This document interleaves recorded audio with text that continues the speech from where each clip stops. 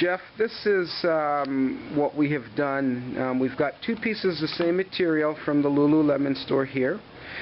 We've taken one board. We finished raw.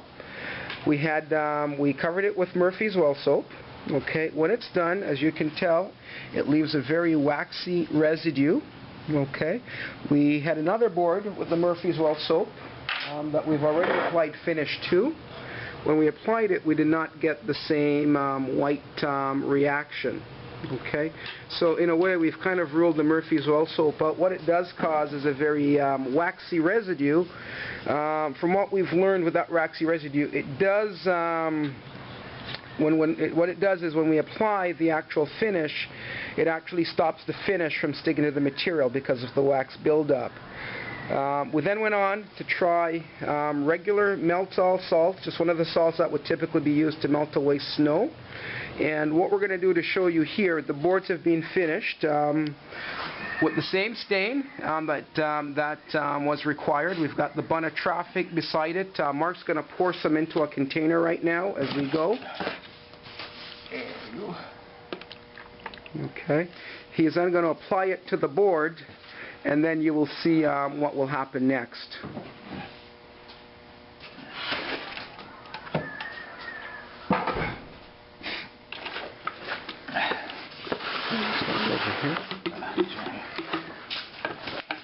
Okay, we're going to apply it to the Murphy's first.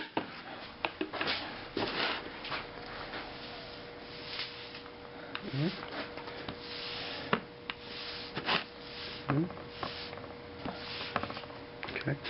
As you can see, no reaction. Everything looks good. Okay. Next, we're going to apply it to the board that's been saturated with salt. And now you will see the actual reaction.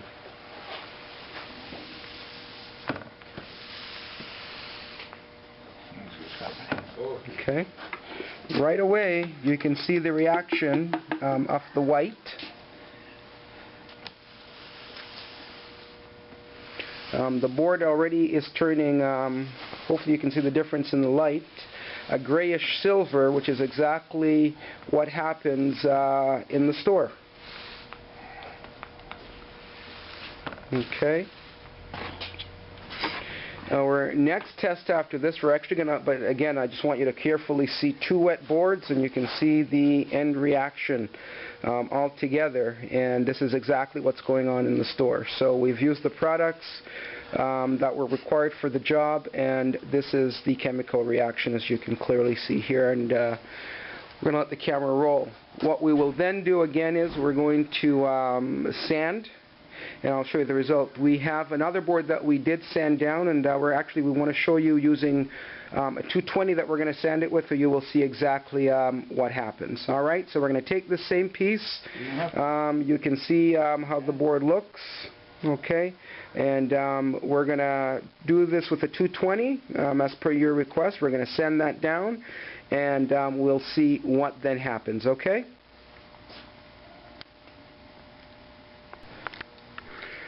Jeff, further to the experiment, this is part two. We're actually going to set up a 220, but Mark feels because for such a softwood, 110 or 220 won't make a difference. We're going to sand the section down using a basic hand sander, and then we're going to apply the finish again, and then you will see the results. So we'll watch this in action.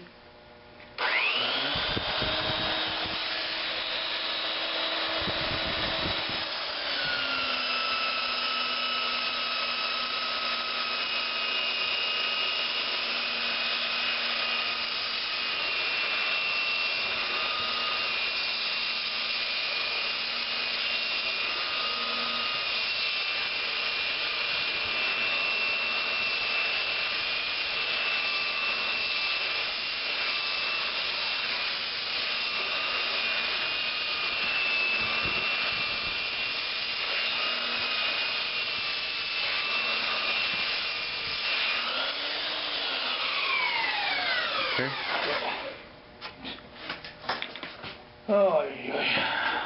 Okay, so we've sanded, Jeff, and to show you, just using a basic hand sander, you can see the substantial difference in how much we've taken off and already how close we are to the tongue. So if we were to do an aggressive sanding as you're requesting, there will be no tongue left to secure any of the boards in place, which means the floor will be destroyed because it will not be able to hold itself together.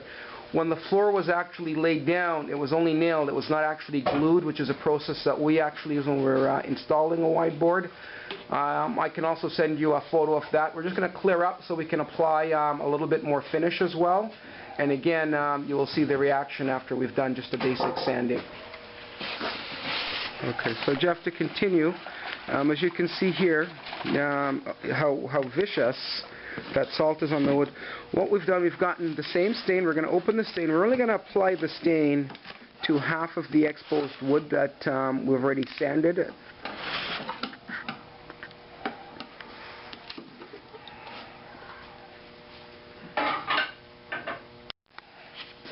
Okay.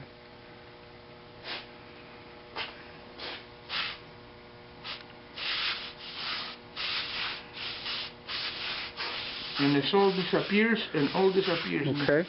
So as you see, Jeff, as we stain, again, everything pretty much disappears from the stain. Okay. Well there, Mark. And that's good. Can we wipe down some so we can maybe apply some finish right away? Yes. And if we could actually show how quickly the reaction is.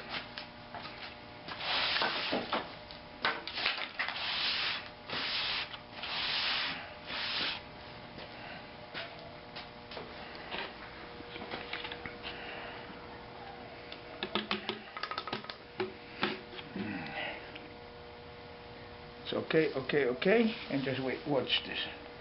So, right away, even through what we've sanded, Okay. it's already starting to turn yellow, and same on the wood, it doesn't matter. If you got a stain, just wait a second, because you want to see in a second. okay, That turn you white. can still see the exposed wood. It too It's getting now gray. is getting gray and turning white. And that's fully clean exposed wood, and you can clearly see the grays coming out already. You can still see the grays. Okay. Now, on the other half of the board, Jeff, where there is no salt, Mark, I don't know if you can put some more stain. Stain or finish? Finish, sorry. Absolutely. You will see if the boards had been protected and no salt had gotten into the wood, No reaction. there is actually zero reaction on the areas where salt would not have touched. So if salt had not been there, it would have been a pretty easy job to do. Again, you can see for yourself, Jeff. It clearly shows, and you know it's live. There's no trickery or anything here, but you can clearly see what happens to the wood. I can sand this again and again and Okay. again till there's no boards left. Because of the salt and because of the exposed wood, we have no idea how much salt has saturated into the wood. So again, you can see we have sanded down a fair amount. If we can resand a third, a fourth, or a fifth time, but we strongly feel we're going to have the same end result. Our solution, the sections that are showing the salt, ultimately take the boards out completely. They have to be replaced. What we would then do is on site, just as we've done here, we would take the individual boards, stain them on site here at our location, drive back to the site, and once they're installed them, which is something we can do in one night. And I think that would be the most efficient way to solve the predicament, because as you can clearly see here, sanding really isn't going to solve the problem. Restaining it isn't going to solve the problem. On a restain, on clear, the results are still the same. So again, our suggestion, take the floor out. We order new floorboards. We finish them here on site, get them to the location and install them. And also to help with the installation, we would actually install them properly with a glue down and a nail down. So this way, if the boards had to be sanded in the future, we don't have to worry about the cupping or the boards lifting and moving away as much as they are in the location right now. Okay, so hopefully this will help you. Thanks so much, Jeff.